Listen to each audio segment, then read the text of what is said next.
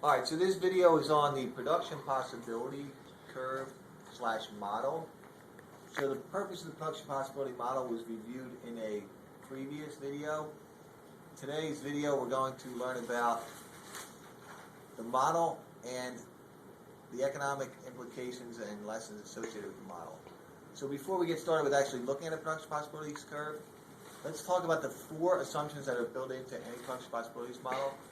If we're operating on the curve, the first assumption is that we are at full employment and productive efficiency, which simply means we're using all of our available resources and producing in the most cost-effective method. So the first assumption associated with a model, if we're somewhere on the curve, that is on the line, which we will see in the next slide, we're using all of our land, capital, labor, and entrepreneurability, and we're producing in the most cost-effective method productive efficiency.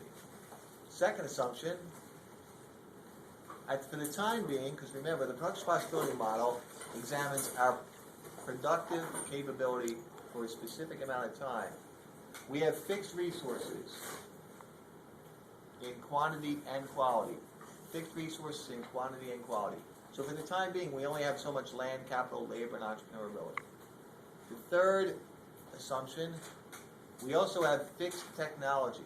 So we have one best method of producing goods or providing services. In the future, we will obviously discover new technologies or new methods of production, and we'll come out with some better source or system of producing goods and services. But for the time being, we have fixed technology. The last assumption with the production possibility model is two products. As we will see, there will be an X and a Y axis, or a horizontal and a vertical axis. Now, we can define these two products rather broadly in order to make some economic sense and to build some economic lessons into the model. So in the next slide, we simply have a definition of production possibilities curve. We say, okay, we bring this whole slide up. Limited resources, full time, right? So we already went over this. This is basically your definition of production possibilities model. Let's talk about an actual production possibilities curve by looking at the SARA study world. On the next slide, here we have the SARA study world. So imagine if you were a student who has left her entire studying for this semester go till the night before the exams. So it's now 12 midnight, and her first exam is at 10 a.m., and her next exam is immediately thereafter. So she has exactly 10 hours of time to study. On the vertical axis, we have her expected grade in accounting, and on the horizontal axis, we have her expected grade in economics, based on how much time she dedicates to studying each of the two subjects. So first, we click once and we say, okay, what if she spent the entire time, all 10 hours, studying accounting and dedicated 0 hours to economics? Well, the good news is she'd get an excellent grade in accounting, which would be A. But the trade-off with a cost, because remember, one of the most important ideas associated with production possibility model is that you cannot have more of one thing without sacrificing something else. So the cost for Sarah is that to earn an A in accounting, she would end up with an F in economics. Well, what if she were to have a little bit more of a distribution of hours studying? What if she spent 7.5 hours studying accounting and dedicated some time to econ, 2.5 hours? Well, the good news is that her economics grade improves. In other words, her econ grade goes from F to D.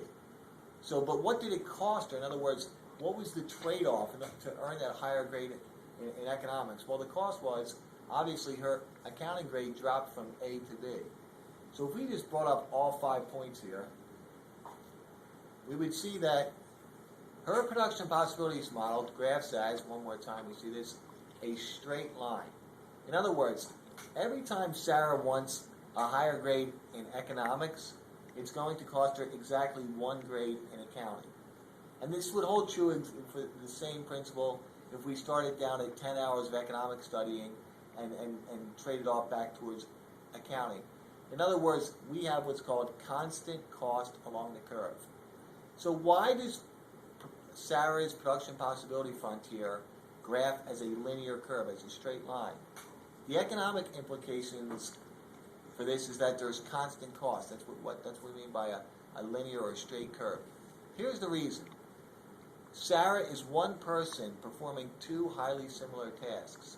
If you can imagine her sitting at a desk studying accounting for 5 hours exactly, and then simply putting down the accounting book and picking up the econ book, it doesn't take her very much time, a matter of seconds, to transfer, to transform from performing one task into performing the other task.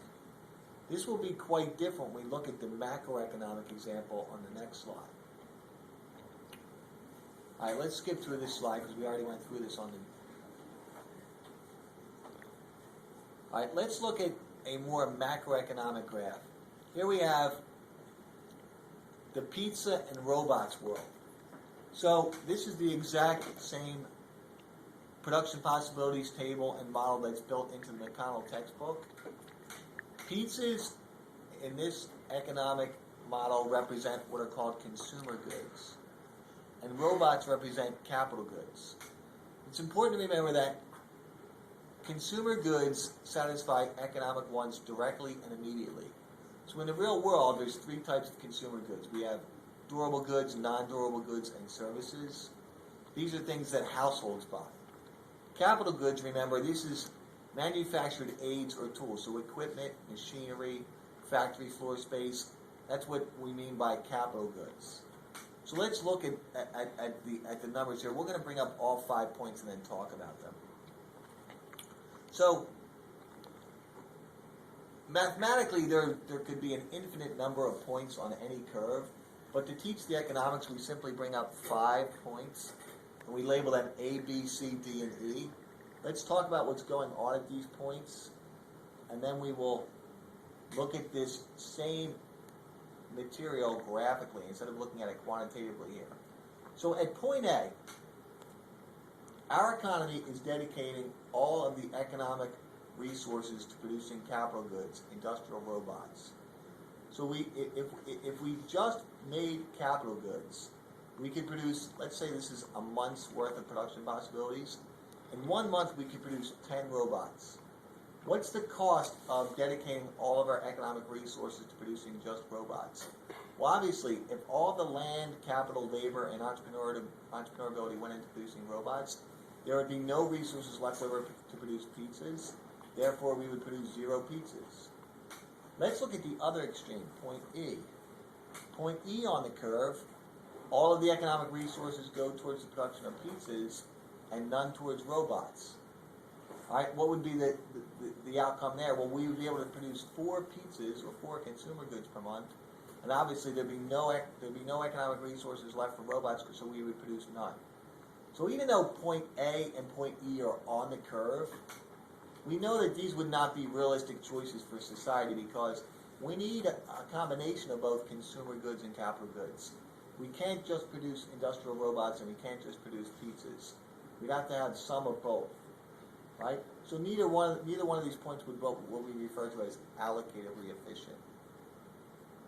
Well, what if we were at point A and we said, okay, we want some consumer goods. So we move from point A to point B.